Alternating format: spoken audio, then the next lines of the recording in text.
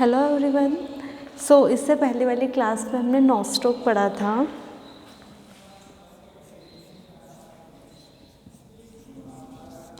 तो नॉस्टॉक में हमने कहाँ तक की बात कर रही थी? नॉस्टॉक का क्लासिफिकेशन, उसके हैबिट एंड हैबिटेट पे, उसमें पाए जाने वाली स्पेसिफिक स्ट्रक्चर्स के बात कर ली थी हमने। लास्ट हमने पढ़ा था हेटेरोसिस्ट। तो हेटेरोसिस्ट मैंने आपको बताया था कि ये जो हेटेरोसिस्ट होता है वो अन्य सेल्स की तुलना में थोड़ा साइज़ में बड़ा होता है और जो अदर सेल्स होती है उनसे थोड़ा डिफरेंट दिखता है, ठीक है। और ये जो हेटेरोसिस्ट होता है, ये हेटेरोसिस्ट जिस प्रकार जो कंप्लीट, अगर मैं नॉस्टॉक के फिलामेंट की बात करूं तो वो डबल मेम्ब्रेन्ड होता है या डबल वॉल्ड होता है, जबकि ये जो हेटेरोसिस्ट होता है इसको छोड़ के सभी सेल्स ही डबल वॉल्ड होती है, ये सिंगल वॉल्ड होता है। तो मैंने आपको ये बताया था कि इस पर जो वॉल होती है वो अन्य सेल्स की तुलना में नहीं होती। मीन्स अगर अन्य सेल्स पे दो भित्तियाँ पाई जाती है तो इसको छोड़ के उन सभी पे पाई जाएगी, ठीक है। तो ये तो हुई और उसके स्ट्रक्चर की बात। तो मैंने उसमें बताया था कि जो हेटेरोसिस्ट होती है उसकी कंडीशन कैसे हो सकती है, या तो टर्मिनल या इंटरकैलरी। मीन्स या तो उस फिलामेंट के बीच में हो सकती है हेटेरोसिस्ट या फिर एंड्स पे हो सकती है। तो जो हेटेरोसिस्ट इंटरकैलरी कंडीशन में होता है या फिर फिलामेंट के बीच में स्थित होता है, उस हेटेरोसिस्ट में पाए जाने वाले पोलर होल्स दोनों तरफ से खुले होते हैं, जबकि या दो पोलर होल्स होते हैं, जबकि जो हेटेरोसिस्ट टर्मिनल एंड्स पे या अंतस्थ सिरों पे पाए जा रहे हैं उनमें सिर्फ एक ही पोलर होल होता है। और ये जो पोलर होल्स होते हैं इन पे वॉल का अक्यूमुलेशन या फिर जमाव, वॉल का स्थूलन होता है। इन होल्स पे जो छिद्र होते हैं उन पे भित्ति का स्थूलन पाया जाता है, जिसके कारण इन्हें पोलर नोड्यूल्स भी कहा जाता है। अगर अब मैं इनके फंक्शंस की बात करूं कि इनके क्या फंक्शंस होते हैं, तो देखो, एक तो ये नाइट्रोजन फिक्सेशन के कार्य में काम में आते हैं। सेकंड थिंग ये कि ये जो हेटेरोसिस्ट होते हैं ये प्रतिकूल परिस्थितियों में क्या करेंगे, नए स्पोर का फॉर्मेशन करेंगे, ठीक है, या फिर खुद ही एक स्पोर की तरह ये कार्य करेंगे। तो ये तो ओवरऑल हुई इसके स्ट्रक्चर की बात कि हेटेरोसिस्ट क्या होता है, इसकी स्ट्रक्चर कैसी होती है। अब हम पढ़ेंगे कि ये जो नॉस्टॉक होता है इसकी सेल स्ट्रक्चर कैसी होती है। तो सेल स्ट्रक्चर या कोशिका संरचना, तो नॉस्टॉक की सेल्स या ये जो नॉस्टॉक होता है वो द्विपर्तीय संरचना होती है, डबल लेयर्ड स्ट्रक्चर होती है,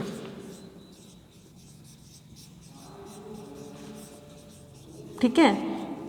तो ये डबल लेयर्ड स्ट्रक्चर्स होती है और किसको छोड़ के,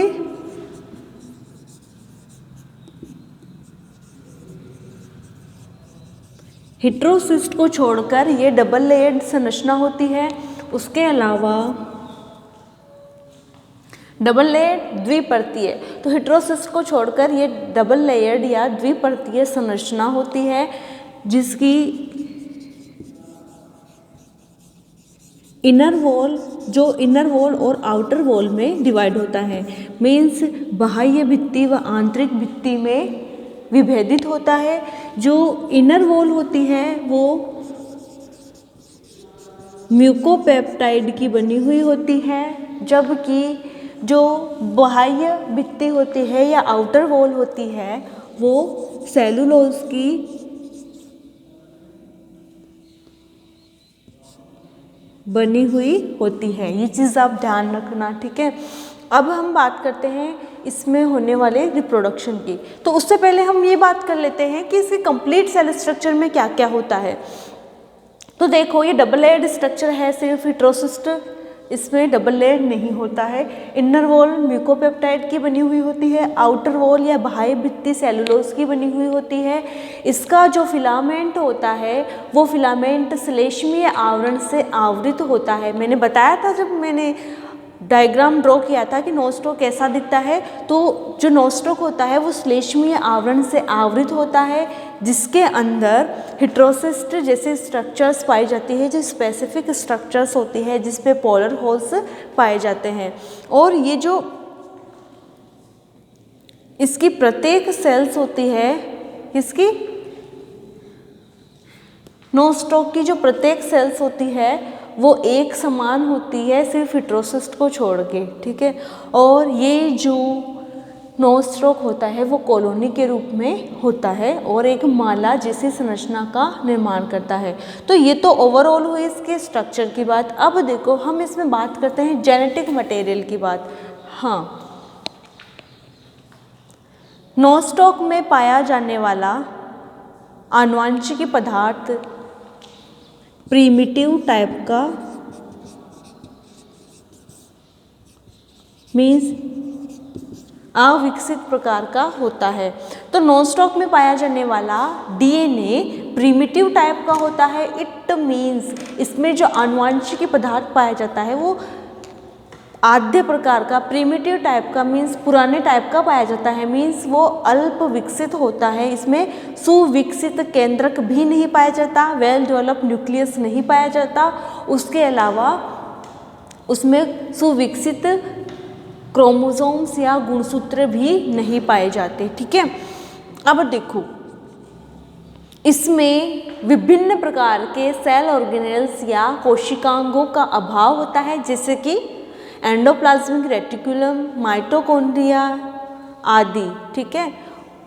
तो इनका इसमें अभाव होता है। और इसमें जो राइबोसोम होते हैं वो राइबोसोम इसमें 70S टाइप के होते हैं। और इसमें केंद्रक के स्थान पे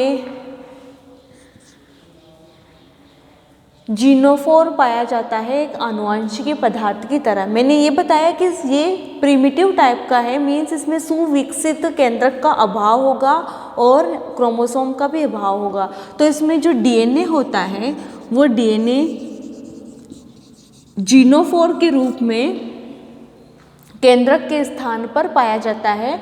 और ये जो नोस्टॉक होती है इसकी सेल्स में विभिन्न प्रकार के पिगमेंट्स होते हैं, जैसे कि क्लोरोफिल आदि, ठीक है। तो इसकी सेल्स में डिफरेंट टाइप्स के पिगमेंट्स पाए जाते हैं, रिजर्व फूड पाए जाते हैं। तो रिजर्व फूड या संचित भोजन कैसे होंगे?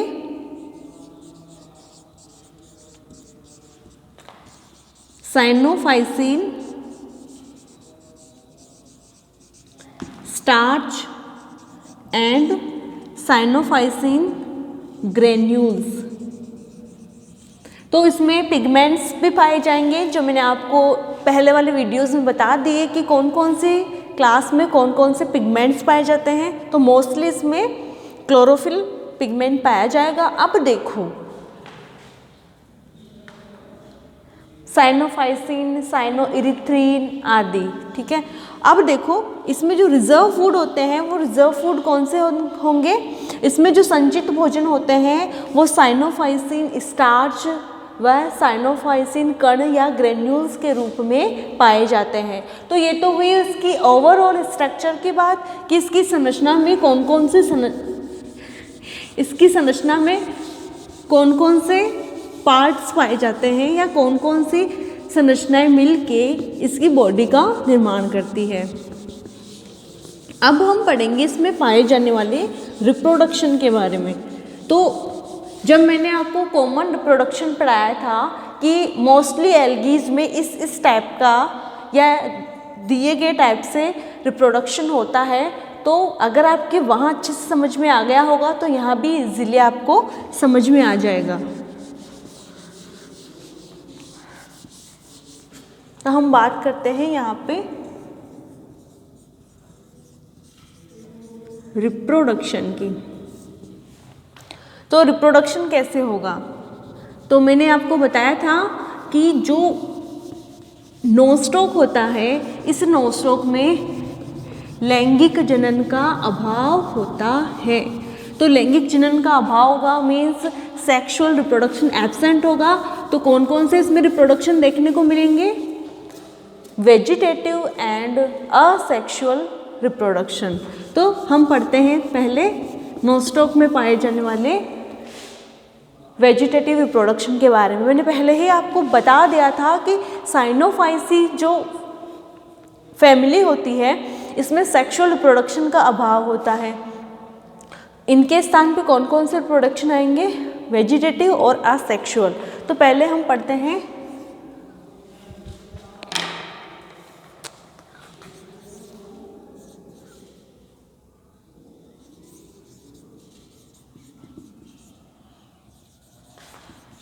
Vegetative reproduction. और वेजिटेटिव रिप्रोडक्शन इसमें दो तरह से होगा। वो दो तरह कौन कौन सी होगी?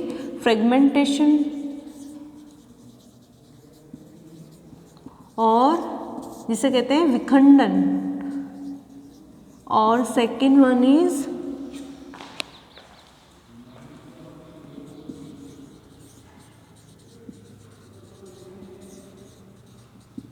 हार्मोगोनिया द्वारा। तो हम टाइप 1 की बात करते हैं, फ्रेगमेंटेशन। पढ़ते ही समझ में आ रहा होगा, फ्रेगमेंटेशन मीन छोटे छोटे टुकड़ों में टूटना, विखंडन, विखंडन यानी टूटना। तो इस प्रकार के कायिक जनन या वेजिटेटिव रिप्रोडक्शन में जो नोस्टॉक का फिलामेंट होता है वो नोस्टॉक का फिलामेंट मैकेनिकल इंजरी या यांत्रिक क्षति के कारण, यांत्रिक क्षति मैकेनिकल इंजरी,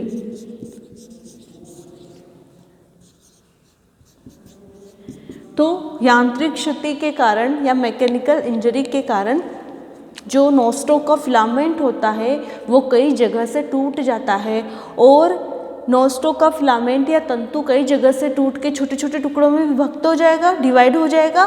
फिर क्या होगा? उसका जो प्रत्येक फिलामेंट होता है या प्रत्येक जो खंड होता है वो फिर से जर्मिनेट होगा, मीन्स अंकुरित होगा और एक नए नोस्टॉक के तंतु का निर्माण कर लेता है। इस तरह से इसमें फ्रेगमेंटेशन के थ्रू नोस्टॉक में रिप्रोडक्शन होता है। तो अब हम बात करते हैं बाय हार्मोगोनिया। तो क्या होता है कि जब एडवर्स कंडीशंस आती है, मीन्स प्रतिकूल परिस्थितियाँ आती है, तो प्रतिकूल परिस्थितियों में नोस्टॉक में हार्मोगोनिया का निर्माण देखा जाता है, जो कि एक कायिक संरचना होती है। तो ये वास्तव में एक वेजिटेटिव सेल ही होती है। वेजिटेटिव सेल्स, जैसे कि मैंने आपको बताया था कि नोस्टॉक के फिलामेंट पे हेटेरोसिस्ट होता है जो अन्य सेल्स की तुलना में अलग दिखता है। सेम उसी टाइप से ये भी एक वेजिटेटिव सेल ही होती है। लेकिन क्या होता है कि जब एडवर्स कंडीशन आती है, प्रतिकूल परिस्थितियाँ आती है, तब ये कायिक कोशिका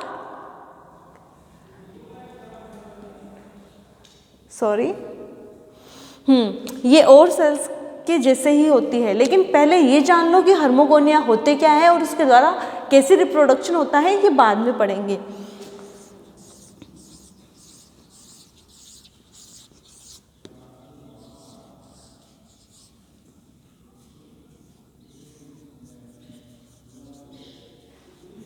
ये है हेटेरोसिस्ट, ये है वेजिटेटिव सेल। अब देखो ये क्या है? नोस्टॉक का फिलामेंट। ये नोस्टॉक का तंतु है, नोस्टॉक का फिलामेंट है जिसमें ये हेटेरोसिस्ट है और ये अन्य कायिक कोशिकाएं हैं। ठीक है, ये ऐसे जो डबल लेयर्ड होती है और श्लेष्मीय आवरण से कवर्ड होती है। तो कई बार क्या होता है कि नोस्टॉक के तंतु में कई जगह से सेल्स क्या होती है? मर जाती है। और ये जो सेल्स मर जाती है तो वहाँ से वो टूटकर अलग हो जाती है, तो इसे क्या कहेंगे? हार्मोगोनिया।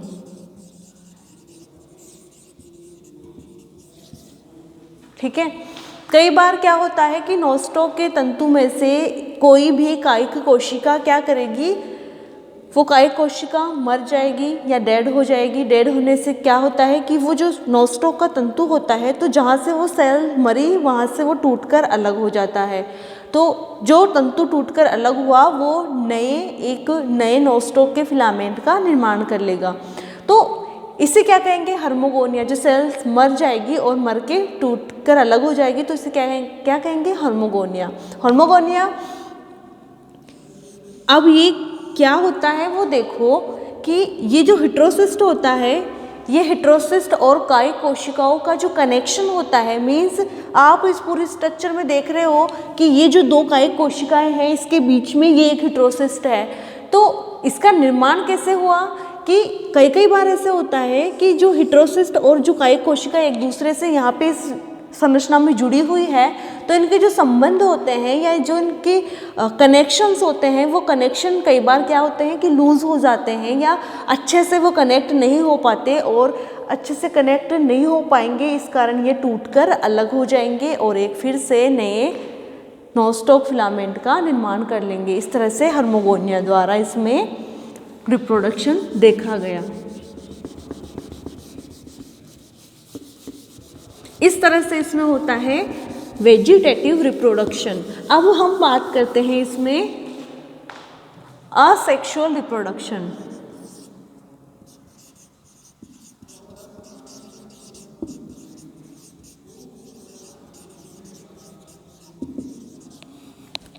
तो इसमें असेक्सुअल रिप्रोडक्शन निम्न प्रकार से होता है। एकाइनिट,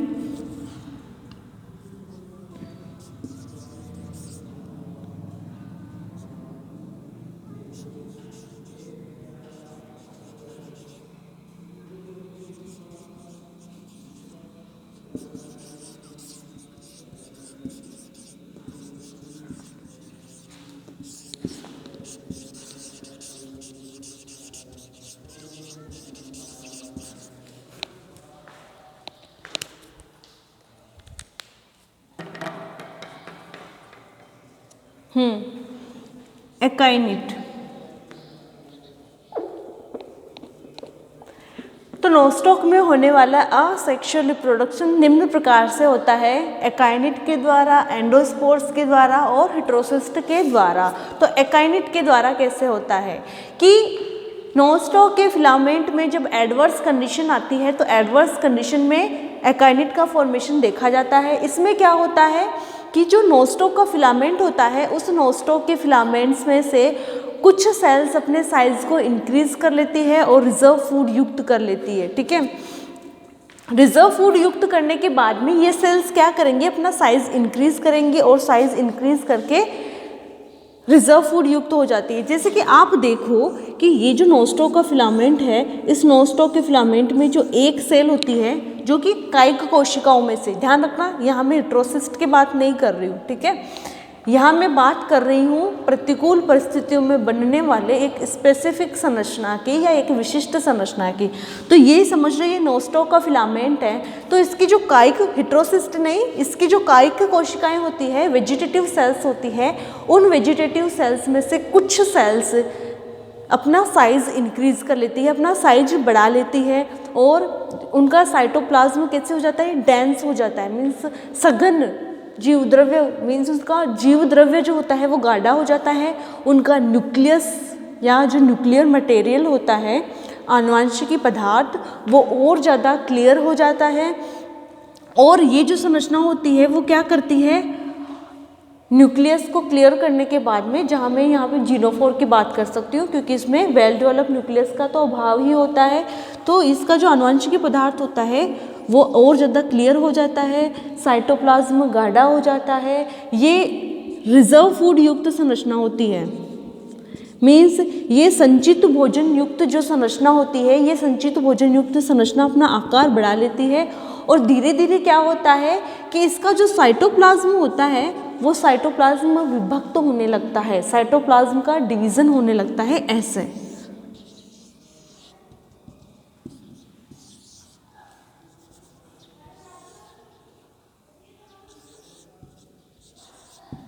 और ये साइटोप्लाज्म डिवाइड होने लग जाता है, विभक्त होने लग जाता है और विभक्त होकर ये क्या करेगा, अलग अलग स्पोर्स का निर्माण कर लेता है।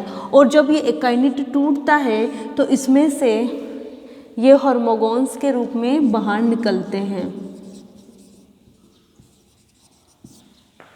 ठीक है, अब आप समझ रहे हो मैं क्या बोल रही हूँ कि वेजिटेटिव जो सेल्स होती है वो वेजिटेटिव सेल्स अपने साइज को इंक्रीज कर लेती है। कैसे? वो संचित भोजन का संचय करेगी। ठीक है, रिजर्व फूड युक्त संरचना होती है, अपना साइज बड़ा कर लेती है, अपना जो जेनेटिक मटेरियल होते हैं वो और क्लियर कर लेती है और साइटोप्लाज्म गाढ़ा कर लेती है। और ये जो साइटोप्लाज्म होता है जो गाढ़ा होता है ये धीरे धीरे डिविजन्स करने लग जाता है, ये साइटोप्लाज्म का विभाजन होने लग जाता है। विभाजन हो के गोल संरचनाओं का निर्माण कर लेते हैं जिन्हें हार्मोगोन्स कहते हैं।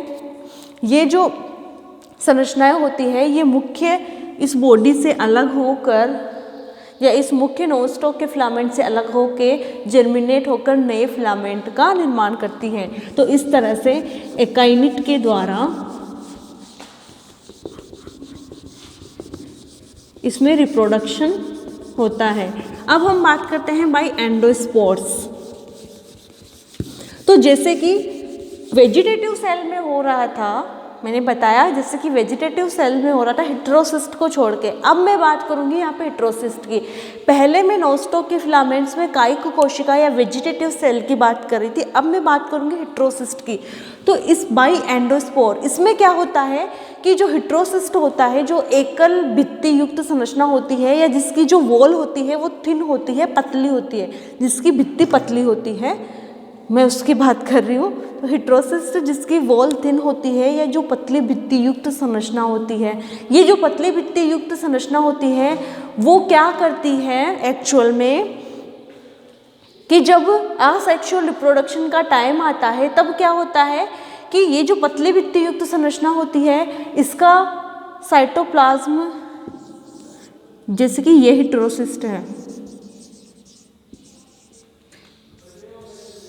ये देख सकते हो आप, ये हेटेरोसिस्ट है। अब क्या होगा, इसका जो जीव द्रव्य होता है या फिर जो साइटोप्लाज्म होता है वो छोटी छोटी संरचनाओं में विभक्त हो जाता है, या इनका जो जीव द्रव्य होता है वो छोटी छोटी गोल संरचनाओं में विभक्त हो जाता है, जिन्हें क्या कहते हैं? एंडोस्पोर्स, अंतः बीजाणु, अंदर बनने वाले बीजाणु, अंतः बीजाणु। तो हेटेरोसिस्ट से एक थिन वॉल्ड स्ट्रक्चर होती है, पतली भित्ति युक्त संरचना होती है, लेकिन जब असेक्सुअल रिप्रोडक्शन का टाइम आता है तब क्या होता है कि ये जो हेटेरोसिस्ट का साइटोप्लाज्म होता है वो कई छोटी छोटी गोल भित्ति रहित संरचनाओं में रूपांतरित हो जाता है। कई छोटी छोटी गोल भित्ति रहित संरचनाओं में ये जीव द्रव्य विभाजित हो जाता है और एक टाइम पे या जब उसमें रिप्रोडक्शन का वक्त आ जाता है, एक अनुकूल परिस्थिति आ जाती है, तब ये जो एंडोस्पोर होता है ये एंडोस्पोर फट जाता है। ये जो हेटेरोसिस्ट की वॉल होती है, ये हेटेरोसिस्ट की वॉल एक जगह से फट जाती है और इससे ये गोल जीव द्रव्य बाहर निकल जाता है, जिसे हम कहते हैं एंडोस्पोर। तो ये जो एंडोस्पोर इसमें बने थे हेटेरोसिस्ट में, जीव द्रव्य का विभाजन हो गया था। तो ये हेटेरोसिस्ट जो गोल संरचना होती है जो हेटेरोसिस्ट से बाहर निकल जाती है, जिन्हें हम एंडोस्पोर कह रहे हैं। तो ये एंडोस्पोर अलग होके जर्मिनेट होके नए नोस्टॉक फिलामेंट का निर्माण कर लेता है। अब देखो लास्ट टाइप है इसमें हेटेरोसिस्ट के द्वारा। तो कई बार ऐसे होता है कि ये जो हेटेरोसिस्ट होता है, जो एक विशिष्ट संरचना होती है नोस्टॉक की फिलामेंट में, तो ये हेटेरोसिस्ट क्या करता है, मैं ये वाला टाइप पढ़ा रही हूँ आपको, बाई हेटेरोसिस्ट। तो इस टाइप में क्या होता है कि जब अनफेवरेबल कंडीशन या एडवर्स कंडीशन आती है, प्रतिकूल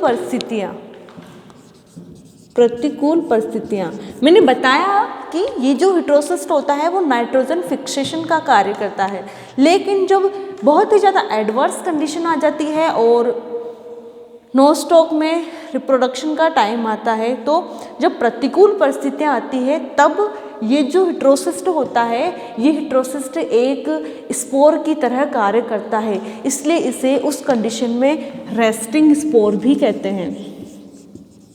रेस्टिंग स्पोर मीन्स सुषुप्त बीजाणु, सुषुप्त,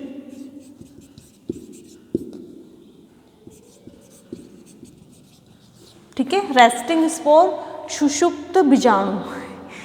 तो प्रतिकूल परिस्थितियों में हेटेरोसिस्ट एक सुषुप्त बीजाणु की तरह कार्य करता है। ये क्या करेगा, जब प्रतिकूल परिस्थितियाँ आएगी तब ये नोस्टॉक के फिलामेंट में जहाँ भी इसकी कंडीशन है, चाहे वो इंटरकैलरी हो चाहे वो टर्मिनल हो, तो मोस्टली ये जो इंटरकैलरी वाला पोर्शन होता है, मीन्स मध्यस्थ जो फिलामेंट के बीच में स्थित होता है, वो वाला हेटेरोसिस्ट क्या करेगा, प्रतिकूल परिस्थितियों में उस नॉनस्टॉक के फिलामेंट से अलग होगा और अलग होके क्या करेगा, ये जर्मिनेट होगा और जर्मिनेट होके एक नए नॉनस्टॉक के फिलामेंट का निर्माण कर लेता है।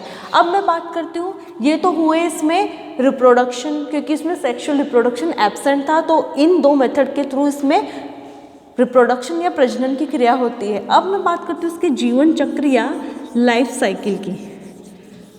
तो क्योंकि साइनोफाइसी वर्ग में या फिर नोस्टॉक में सेक्सुअल रिप्रोडक्शन का अभाव होता है, इट मीन्स इनमें अल्टरेशन ऑफ जनरेशन या पीढ़ी एकांतरण नहीं पाया जाता है। तो इसकी लाइफ साइकिल कैसी होगी,